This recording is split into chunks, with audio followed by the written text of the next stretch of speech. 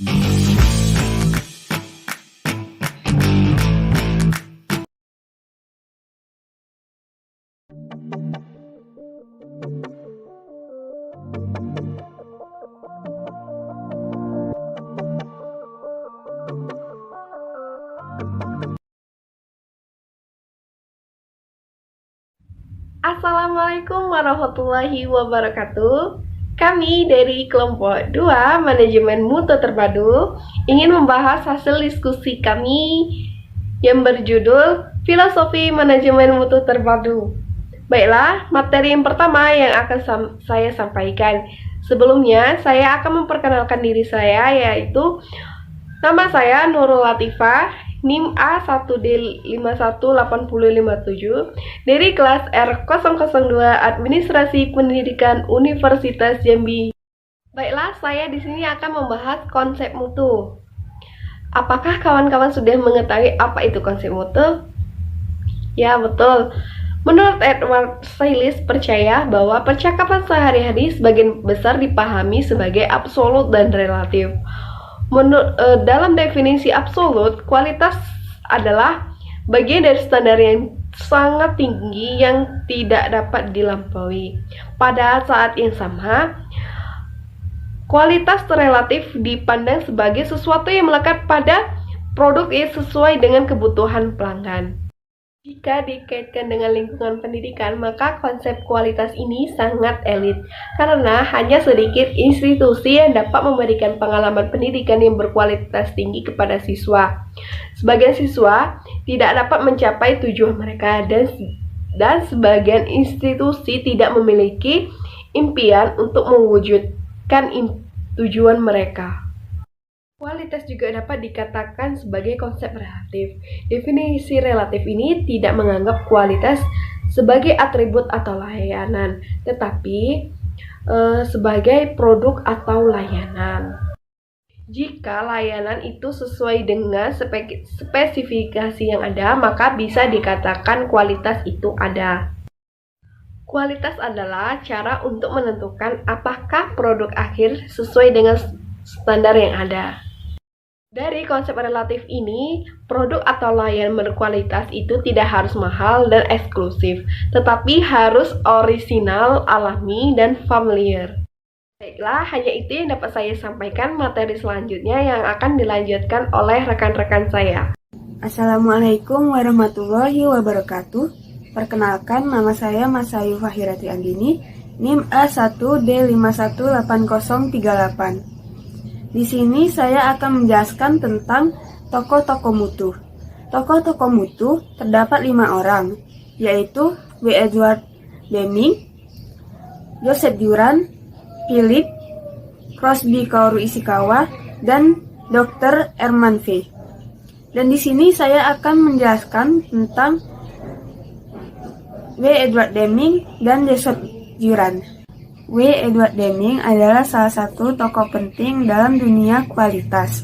Dia dikenal sebagai salah satu Great Quality Pioneers. Dilahirkan di Sioux City, Iowa. Deming mendapatkan gelar sarjananya di Universitas Wyoming dan melanjutkan gelar masternya di Universitas Colorado. Dan juga menamatkan doktornya di Yale. Deming mengatakan mutu atau kualitas adalah tingkat konsistensi yang dapat diprediksi dan bergantung pada pasar. Tujuan dari menemukan siklus Deming adalah untuk menghubungkan produksi produk dengan kebutuhan pelanggan dan untuk memusatkan sumber daya dari semua departemen penelitian, desain, produksi, pemasaran untuk bekerja sama memenuhi kebutuhan ini. Deming mengemukakan 14 ide yang dapat digunakan untuk meningkatkan kualitas dan produktivitas organisasi dan pendidikan, yaitu yang pertama, ciptakan dunia yang mantap demi perbaikan produk dan jasa. Yang kedua, adopsi filosofi baru. Yang ketiga, hentikan ketergantungan pada inspeksi massal. Yang keempat, akhiri kebiasaan melakukan hubungan bisnis hanya berdasarkan biaya. Kelima, lembagakan kepemimpinan. Keenam, lembagakan metode pelatihan yang modern di tempat kerja. Ketujuh, hilangkan rasa takut. Yang kedelapan, perbaiki sistem produksi dan jasa secara konstan terus-menerus. Yang kesembilan, pecahkan hambatan di antara area staf. Kesepuluh, hilangkan slogan, nasihat, dan target untuk tenaga kerja. Kesebelas, hilangkan kuota numerik. Yang ke-12, hilangkan hambatan terhadap kebanggaan diri atas keberhasilan kerja. Yang ke-13, lembagakan program pendidikan dan pelatihan. Yang ke-14, lakukan tindakan nyata dan contoh nyata. Berikutnya ada Joseph Juran. Beliau merupakan seorang tokoh yang karismatik, diakui di seluruh dunia atas kontribusi yang luas di bidang manajemen kualitas. Beliau lahir pada tanggal 24 Desember 1904 di Brailia, Moldova, dan meninggal pada tanggal 28 Februari 2008 di Rye, New York, Amerika. Juran terdaftar di Universitas Minnesota pada tahun 1920 dan menjadi orang pertama di keluarganya yang masuk di perguruan tinggi. Menurut Juran, mutu atau kualitas adalah kesesuaian untuk penggunaan. Itu berarti suatu produk atau jasa hendaklah sesuai dengan apa yang diperlukan atau diharapkan oleh pengguna. Ada 5 dimensi menurut Juran. Yang pertama, rancangan sebagai spesifikasi produk. Yang kedua, kesesuaian. Ialah kesesuaian antara maksud rancangan dengan penyampaian produk aktual. Yang ketiga, ketersediaan. Mencakup aspek kedapat dipercayaan serta ketahanan dan produk itu tersedia bagi konsumen untuk digunakan. Yang keempat, keamanan. Aman atau tidak membahayakan konsumen. Yang kelima, guna praktis. Kegunaan praktis yang dapat dimanfaatkan pada penggunaannya oleh konsumen. Untuk membantu manajer dalam merencanakan mutu, Juran telah mengembangkan sebuah pendekatan disebut dengan manajemen mutu strategis. Manajemen mutu strategis adalah sebuah proses 3 bagian yang didasarkan pada staf pada tingkat berbeda yang memberi kontribusi unik terhadap peningkatan mutu. Pertama, manajer senior memiliki pandangan strategis tentang organisasi. Yang kedua, manajer menengah memiliki pandangan operasional tentang mutu. Dan ketiga, pada karyawan memiliki tanggung jawab terhadap kontrol mutu. Baiklah, hanya ini yang bisa saya sampaikan mengenai tokoh-tokoh mutu W. Edward Deming dan Joseph Juran. Saya akhiri, wassalamualaikum warahmatullahi wabarakatuh. Hai, Assalamualaikum warahmatullahi wabarakatuh. Selamat sejahtera untuk kita semua. Perkenalkan, saya Devina Putri yang akan melanjutkan pembahasan tentang tokoh pemikir manajemen mutu dalam pendidikan. Tokoh yang ketiga yaitu Phillips B. Crosby. Phillips Bayard Phil Crosby adalah seorang pengusaha dan penulis yang berkontribusi pada teori manajemen dan praktik manajemen mutu. Lahir pada tanggal 18 Juni tahun 1926 dan meninggal dunia pada tanggal 18 Agustus tahun 2001, Mr. Phillips merupakan lulusan dari Sekolah Tinggi Kedokteran Podiatrik Ohio, Amerika Serikat pada tahun 1950. Berpendudukan sebagai konsultan yang berkualitas dan juga dikenal sebagai filosofi manajemen kualitas dengan salah satu karya tulis yang paling terkenal dari Mr. Phillips yaitu penerbit buku Quality is Free pada tahun 1979. Phillips B. Crosby dikenal akan pemikirannya tentang manajemen kualitas yaitu Zero Defect dan Do It Right for the First Time. Menurut Phillips B. Crosby, sesuatu dikatakan bermutu atau berkualitas apabila memenuhi persyaratan yang ditentukan. Ada 2 ide yang menarik dan kuat dalam mutu. Yang pertama yaitu ide bahwa mutu itu gratis atau quality is free, dan yang kedua yaitu bahwa kesalahan, kegagalan, pemborosan, dan penundaan waktu serta segala sesuatu yang dianggap tidak bermutu lainnya bisa dihilangkan apabila institusi memiliki kemampuan untuk itu. Metode tanpa cacat adalah salah satu pemikiran Crosby yang utama dan kontroversial dalam mutu. Metode tanpa cacat ini adalah komitmen untuk selalu bersukses dan menghilangkan kegagalan yang melibatkan penempatan kontrol pada suatu wilayah dan selalu memastikan agar segala sesuatunya dikerjakan dengan metode yang tepat sejak pertama kali. Dalam dunia pendidikan, metode tanpa cacat ini menginginkan agar seluruh pelajar dan murid dapat meraih kesuksesan dan mengembangkan potensi mereka. Tujuan peningkatan mutu dalam pendidikan adalah membangun kontrol dan struktur yang menjamin bahwa terwujudnya metode tersebut. Adapun langkah-langkah program yang dilakukan oleh Mr. Pierce yaitu yang pertama adalah manajemen komitmen atau komitmen manajemen. Crosby berpendapat bahwa komitmen ini harus didasari oleh statement kebijakan mutu yang jelas, singkat, dan dapat dicapai. Yang kedua yaitu tim peningkatan mutu. Tugas penting dari tim peningkatan mutu adalah untuk menentukan bagaimana menspesifikasi kegagalan dan peningkatan mutu dengan cara mengatur dan mengarahkan program yang akan diimplementasikan. Yang ketiga adalah pengukuran mutu.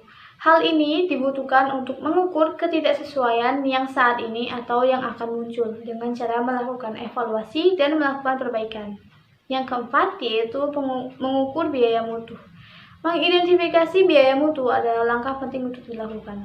Biaya mutu terdiri dari biaya kesalahan, biaya kerja ulang, biaya inspeksi, biaya pembongkaran, dan biaya pemeriksaan. Yang kelima yaitu membangun kesadaran mutu, yakni langkah yang dilakukan untuk membangun kesadaran setiap orang dalam organisasi tentang biaya mutu dan keharusan mengimplementasikan segala program yang telah dirancang oleh tim peningkatan mutu. Yang keenam yaitu kegiatan perbaikan. Untuk menentukan masalah mana yang diatasi terlebih dahulu, Crosby berpendapat bahwa masalah besar ditangani terlebih dahulu, kemudian dilanjutkan oleh masalah-masalah selanjutnya.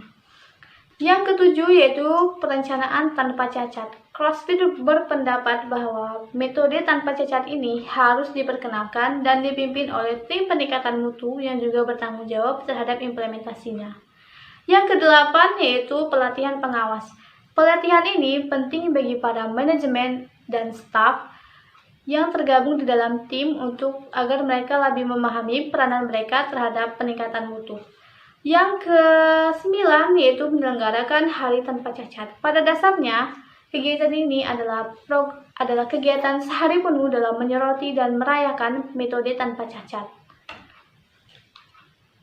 dan menekankan komitmen manajemen terhadap metode tersebut. Yang ke-10 yaitu penyusunan tujuan. Tujuan yang hendak dicapai oleh tim harus spesifik dan terukur. Yang ke-11 yaitu penghapusan sebab kesalahan.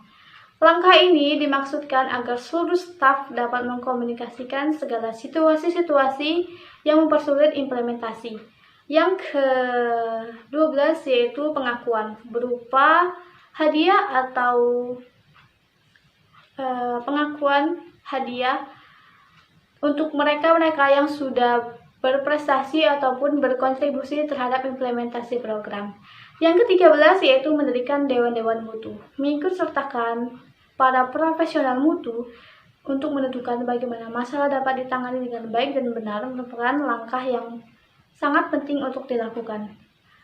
Salah satu peran dari dewan mutu adalah untuk mengawasi efektivitas program kerja tim peningkatan mutu dan untuk memastikan bahwa program peningkatan mutu ini akan terus berlanjut.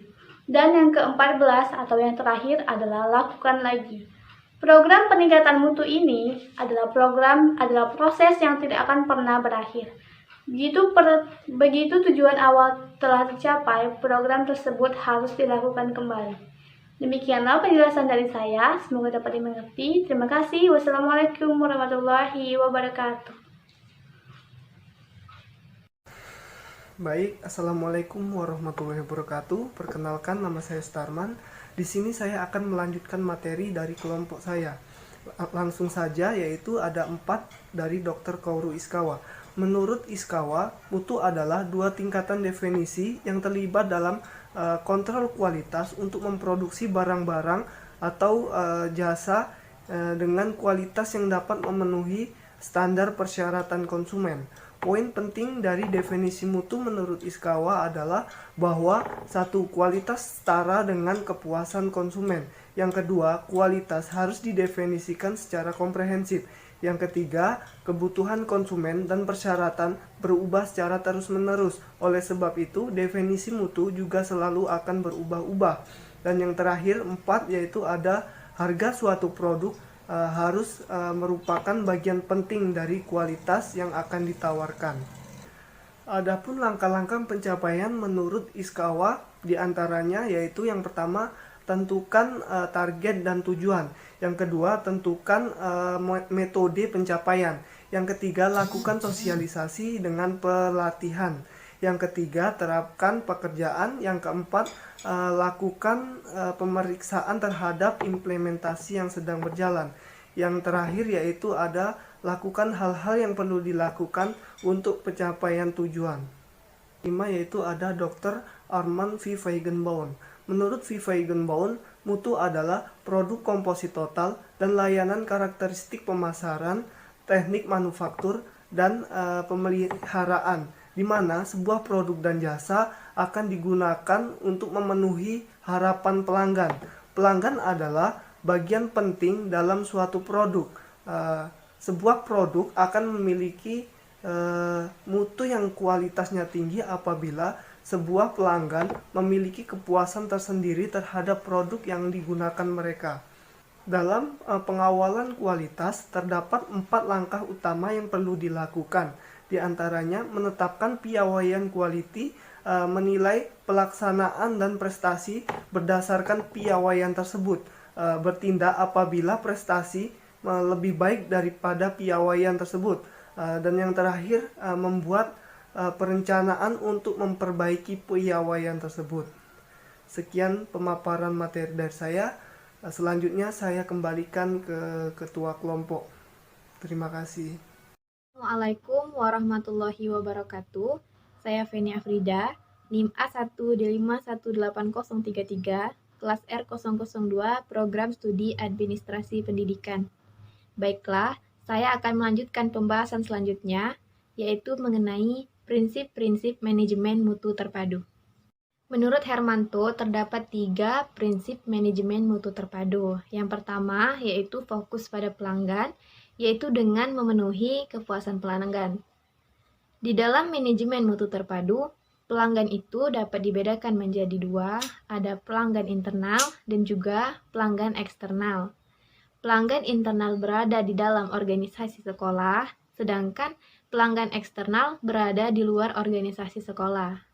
Jadi, sebuah organisasi itu dapat dikatakan bermutu apabila dapat memenuhi kebutuhan pelanggan dengan baik. Misalnya, guru yang selalu mendapatkan pelayanan yang memuaskan dari petugas tata usaha, kepala sekolah yang selalu puas terhadap hasil kinerja guru, dan guru yang selalu menanggapi keinginan siswa. Begitu juga dengan pelanggan eksternal seperti masyarakat sekitar. Yang kedua, yaitu perbaikan proses. Nah, jadi konsep perbaikan terus-menerus dibentuk berdasarkan suatu urutan langkah-langkah kegiatan yang berkaitan dengan menghasilkan output. Jadi, artinya mutu itu selalu diperbaiki dan disesuaikan dengan perubahan yang berkaitan dengan kebutuhan pelanggan dan keinginan pelanggan, agar pelanggan baik itu pelanggan internal ataupun pelanggan eksternal menjadi puas. Administrator berperan penting dalam upaya perbaikan secara terus-menerus dengan cara mempertegas disiplin seperti pengendalian dan perintah baik untuk meningkatkan sekolah. Yang ketiga yaitu keterlibatan total. Di dalam keterlibatan total ini, pendekatannya dimulai dengan kepemimpinan manajemen yang aktif seperti kepala sekolah. Lalu, mencakup semua usaha yang memanfaatkan bakat semua warga sekolah untuk mencapai keunggulan kompetitif dalam dunia pendidikan. Dalam hal ini, warga sekolah itu memegang wewenang atau kuasa untuk memperbaiki output melalui kerjasama dengan struktur kerja yang baru, yang luas atau fleksibel untuk dapat memecahkan persoalan, memperbaiki proses, dan juga memuaskan pelanggan. Dengan kata lain, bukan hanya kepala sekolah saja yang terlibat, namun semua sivitas sekolah harus terlibat dalam upaya memberikan pelayanan yang sebaik-baiknya kepada para pelanggan. Baiklah, hanya itu yang dapat saya sampaikan. Saya tutup dengan wassalamualaikum warahmatullahi wabarakatuh. Assalamualaikum warahmatullahi wabarakatuh. Perkenalkan, nama saya Ade Nunur Azizah, NIM A1D51846. Di sini saya akan menjelaskan mengenai prinsip-prinsip manajemen mutu terpadu. Menurut Arkaro dalam Khairiyah tahun 2015 halaman 108 sampai 109, MMT atau manajemen mutu terpadu merupakan metodologi yang dapat membantu para profesional pendidikan menjawab tantangan lingkungan masa kini. Arkaro menawarkan 5 pilar kinerja mutu. Di antaranya, fokus pada pelanggan, keterlibatan total, pengukuran, komitmen, dan yang terakhir, perbaikan berkelanjutan. Baik, yang pertama saya akan membahas mengenai fokus pada pelanggan. Misi utama MMT atau manajemen mutu terpadu adalah memenuhi kepuasan pelanggan. Mutu harus sesuai dengan persyaratan yang diinginkan oleh pelanggan. Tanpa mutu yang sesuai dengan keinginan pelanggan, maka lembaga pendidikan akan kehilangan pelanggan. Untuk itu, lembaga pendidikan harus mengembangkan fokus mutu agar setiap individu dapat mengakui bahwa output lembaga pendidikan adalah pelanggan. Misalnya, di dalam sekolah, siswa berperan sebagai pelanggan. Untuk memenuhi kebutuhan siswa sebagai pelanggan di sekolah, pihak sekolah memberikan sarana dan prasarana penunjang kegiatan pembelajaran. Yang kedua, keterlibatan total. Setiap orang harus terlibat dalam transformasi mutu. Manajemen harus memiliki komitmen untuk memfokuskan pada mutu. Transformasi mutu diawali dengan mengadopsi paradigma baru pendidikan. Menurut Arkaro, ada 2 keyakinan pokok yang menghalangi upaya peningkatan mutu dalam sistem pendidikan. Yang pertama, banyak profesional pendidikan yakin bahwa mutu pendidikan bergantung pada besarnya dana yang dialokasikan untuk pendidikan. Namun, studi mutakhir meruntuhkan keyakinan tersebut. Yang kedua, banyak profesional pendidikan menyatakan mereka berkomitmen terhadap transformasi mutu Deming. Namun, tindakan mereka menunjukkan bahwa mereka tidak mengembangkan filosofi dalam pendidikan yang didasarkan pada 14 butir mutu Deming. Yang ketiga, pengukuran. Secara tradisional, ukuran mutu atas keluaran pada lembaga pendidikan adalah prestasi siswa. Ukuran dasarnya adalah hasil ujian. Bila hasil ujian pertama baik, maka mutu pendidikan pun membaik. Para profesional pendidikan seharusnya belajar mengukur mutu pendidikan melalui proses pengumpulan dan analisa data, sehingga mereka dapat mengukur dan menunjukkan nilai tambah pendidikan. Misalnya, dalam mengukur mutu pendidikan, guru tidak hanya terfokus pada hasil ujian siswa, namun dalam proses kegiatan pembelajaran sehari-hari, guru dapat mengukur melalui pengetahuan, keterampilan, serta sikap atau karakter siswa. Yang keempat, komitmen. Bila individu dalam lembaga pendidikan tidak memiliki komitmen, maka transformasi mutu dalam pendidikan tidak akan pernah dimulai. Contoh, seorang pemimpin harus dapat memberikan contoh kepada orang yang akan dipimpinnya. Misalnya dalam segi pemikiran, berbicara, komitmen maupun perbuatan. Yang kelima, perbaikan berkelanjutan. Konsep dasar mutu adalah sesuatu yang dapat diperbaiki. Untuk mengembangkan budaya perbaikan berkelanjutan, tugas pertama kepala sekolah adalah memberikan tanggung jawab dan mendelegasikan wewenang pada level yang sesuai, agar para staf ikut bertanggung jawab terhadap peningkatan mutu.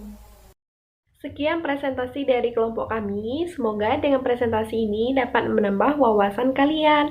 Dan sampai jumpa. Wassalamualaikum warahmatullahi wabarakatuh.